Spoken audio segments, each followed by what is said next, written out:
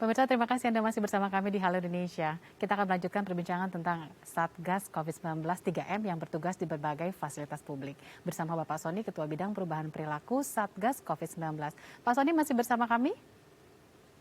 Ya, siap Mbak Iya. Punca.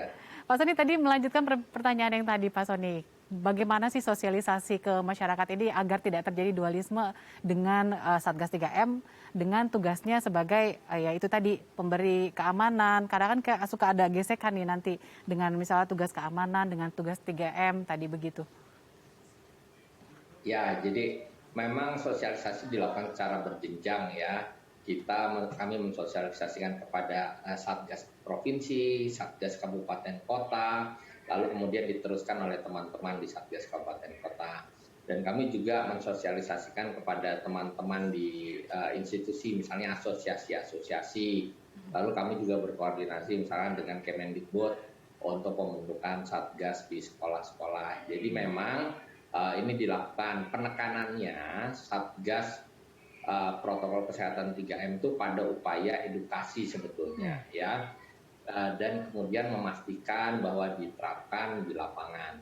Tetapi kita tahu bahwa ada masyarakat yang baru patuh kalau dihukum, diberikan sanksi dan seterusnya. Makanya instrumen pembinaan juga tetap dilakukan, tetapi porsinya lebih besar pada upaya kita melakukan edukasi kepada masyarakat. Lalu juga kami secara terus-menerus kan menyampaikan pada masyarakat bahwa penerapan protokol kesehatan harus dilakukan. Sebelum masuk ke institusi sudah disampaikan, ya kan di depan sendiri dilakukan cek suhu misalkan sebelum masuk, terus kemudian scan QR code untuk melihat status atau screening kesehatan individu melalui aplikasi Peduli Lindungi, dan semua itu kan memang harus dilakukan. Semua orang yang mau melakukan aktivitas itu harus melaksanakan setiap aturan protokol kesehatan yang ditetapkan.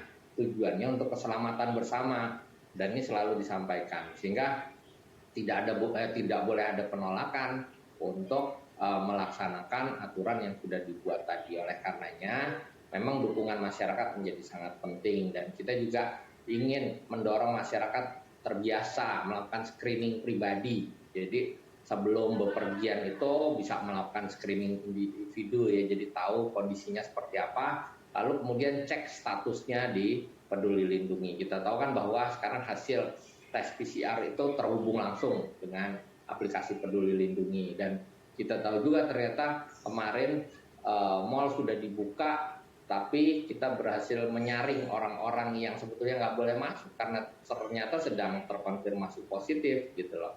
Lalu kemudian masih ada yang mencoba untuk masuk. Kalau sampai lolos kan dia bisa menularkan pada banyak orang, apalagi kalau dia makan di restoran. Makanya protokol kesehatan aturannya harus didukung oleh masyarakat, dan masyarakat harus semuanya kami sosialisasikan bahwa setiap kali mereka akan melakukan aktivitas akan ya menemui berbagai screening atau protokol kesehatan yang tahapan-tahapan yang harus dilewati, gitu Mbak.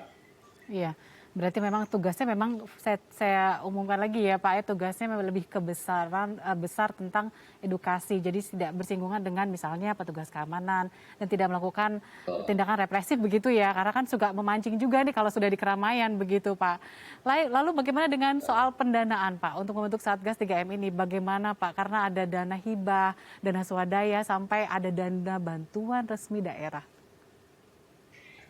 Ya, jadi memang untuk pendanaan sebetulnya kami berharap secara swadaya ya, karena institusi ini kan dia memastikan bahwa di institusinya itu aman. Misalnya katakan kantor ya, kalau dia tidak memastikan institusinya aman dari penerapan protokol kesehatan, aman dari penularan COVID-19, yang sangat dirugikan kan ya tentu institusi itu sendiri gitu kan.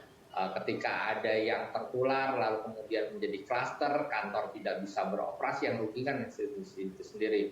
Lalu kemudian misalkan mal ya, mal kalau kemudian terjadi penyebar luasan penularan secara masif, lalu kemudian status level juga menjadi naik di satu daerah dari level 3 menjadi 4 katakan, maka pembatasan-pembatasan aktivitasnya menjadi lebih ketat dan mal tidak boleh beroperasi, yang rugi kan mal itu sendiri. Jadi memang Satgas institusi ini untuk menjaga di level-level terkecil gitu. Di level terkecil kita memastikan penerapan protokol kesehatan dan meminimalisir penularan COVID-19. Makanya yang sangat diuntungkan ya sebenarnya institusi itu sendiri. Kami dorong untuk pembiayaan secara swadaya. Tapi dimungkinkan juga bahwa ada dari pemerintah daerah, khususnya di fasilitas-fasilitas publik yang dikelola oleh pemerintah daerah, Mbak Pince. Ya, misalkan Pasar pasar swalayan, yang dikelola, ya. pasar Jadi tradisional. beberapa, ya betul, pasar tradisional atau kemudian beberapa fasilitas pariwisata yang memang dikelola oleh pemerintah daerah ya tentu dibiayai oleh pemerintah daerah. Nah untuk hibah ini sedang kami bahas ya karena bisa melalui berbagai mekanisme dan tentunya perlu kehati-hatian juga di dalam pengelolaan dana hibah. Tetapi memang swadaya dan pemerintah daerah itu menjadi hal yang penting, sumber pembiayaan yang penting. Jadi institusi kalau bisa memang lebih baik swadaya begitu ya Pak ya. Pak Sony, lalu setelah ini Betul. berjalan ini, bagaimana evaluasi kinerja Satgas 3M? Karena kan posisi mereka akan menentukan tingkat kepatuhan yang mempengaruhi tingkat penularan juga di daerah itu. Ya, kalau kita lihat dari gini kan, dengan mulai melandainya kasus COVID-19 kita nggak bisa euforia ya, karena pelandaian yang bertahan dalam waktu yang lama itu yang menunjukkan bahwa kita sedang transisi dari proses pandemi menjadi endemi. Tapi kalau baru sebulan tiba-tiba kasusnya naik lagi, turun, sebulan naik lagi, 2 bulan naik lagi, dan seterusnya, artinya kita belum bisa mengendalikan COVID-19.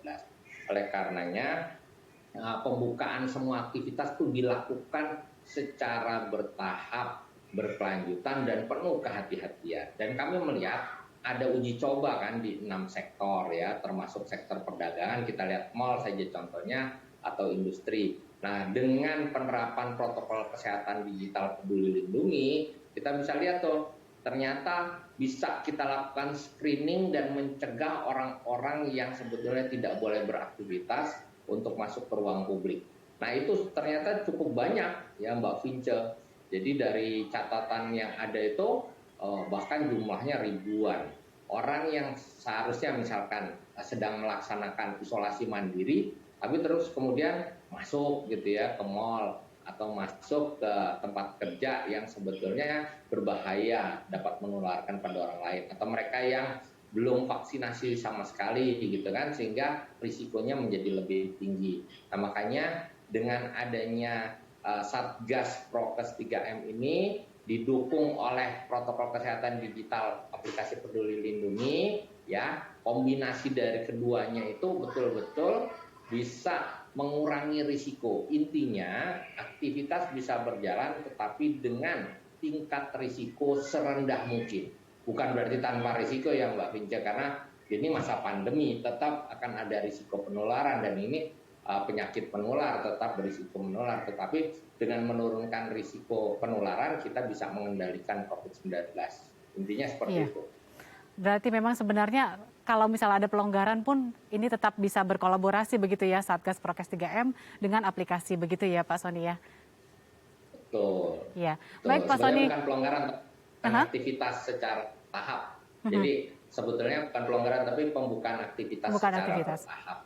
Secara bertahap. Baik Pak Sony, terima kasih atas informasinya. Semoga masyarakat juga sudah tersosialisasi melalui DAI TV hari ini ya Pak ya. Dan semoga juga banyak sekali Satgas Prokes 3M yang ikut terlibat nantinya. Terima kasih Pak Sony. Baik, terima kasih. Ya pemirsa, usai jeda kita akan menghadirkan informasi menarik dan inspiratif lainnya. Tetap bersama kami di Halo Indonesia.